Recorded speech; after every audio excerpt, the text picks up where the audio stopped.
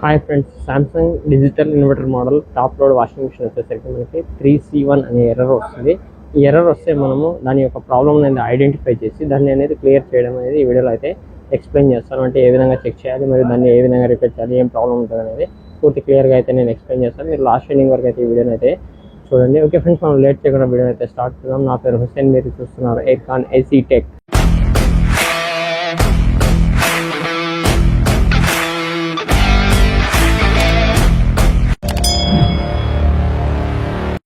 వచ్చేసరికి మిషన్ అనేది ఆన్ చేసి మనం దాని యొక్క ఎర్రర్ అయితే చూద్దాం. ఆ తర్వాత మనం ఎలా రిపేర్ చేయాలో మనం అయితే తెలుసుకుందాం. ఫస్ట్ ఒకసారి మనం ఎర్రర్ అయితే చూద్దాం.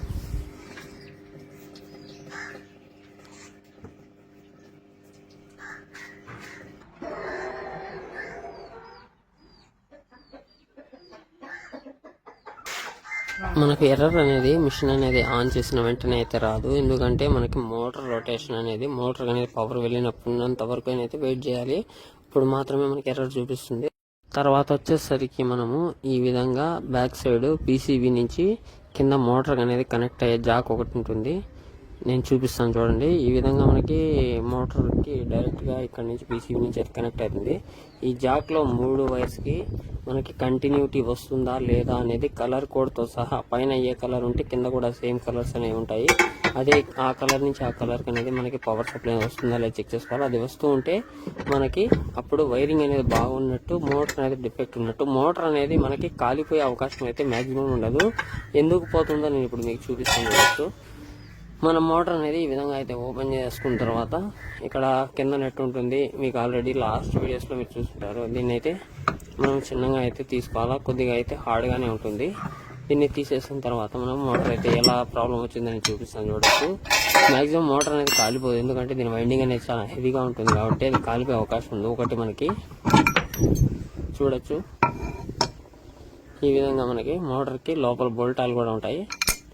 ఇవి కూడా అయితే ఓపెన్ చేసుకోవాలి. ఇవి ఓపెన్ చేసుకున్న తర్వాత మీకు నేను క్లియర్గా అయితే ఎక్స్ప్లెయిన్ చేస్తాను చూడండి.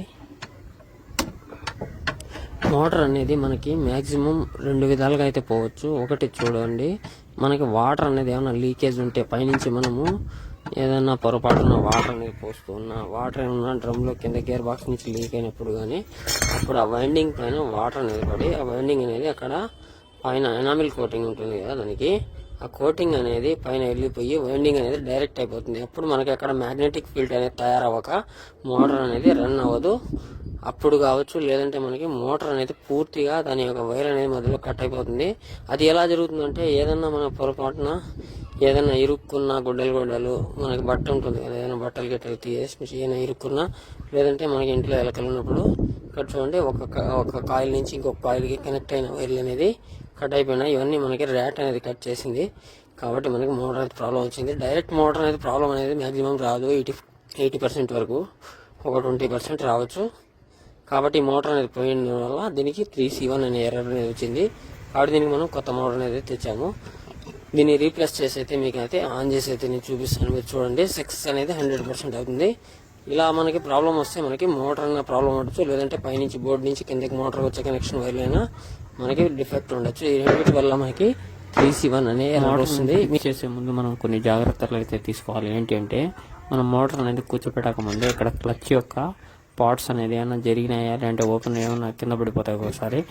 జాగ్రత్తగా వాచర్స్ కావచ్చు, దాని యొక్క అన్ని చూసుకొని దాని యొక్క బోల్ట్స్ అనేది టైట్గా అయితే ఫిక్స్ చేయాలి. లేదంటే మనకి మోటార్ వైండింగ్ అనేది కదులుతూ ఉంటుంది. నెక్స్ట్ ఇది తిరిగేది కూడా దాని యొక్క సాఫ్ట్ కరెక్ట్గా కూర్చోబెట్టి ఫిక్స్ అయితే చేయాలి. లేదంటే ఇది కూడా క్రాస్గా కూర్చొని మోటార్ అయితే రొటేట్ అవ్వదు, ఫిక్స్ గట్టిగా అయితే పట్టేస్తుంది. కాబట్టి ఈ జాగ్రత్తగా చూసుకొని అయితే ఫిక్స్ చేయాలి. ఫిక్స్ చేసిన తర్వాత మీకు ఇప్పుడు నేను అయితే ఆన్ చేసి చూపిస్తాను చూడండి.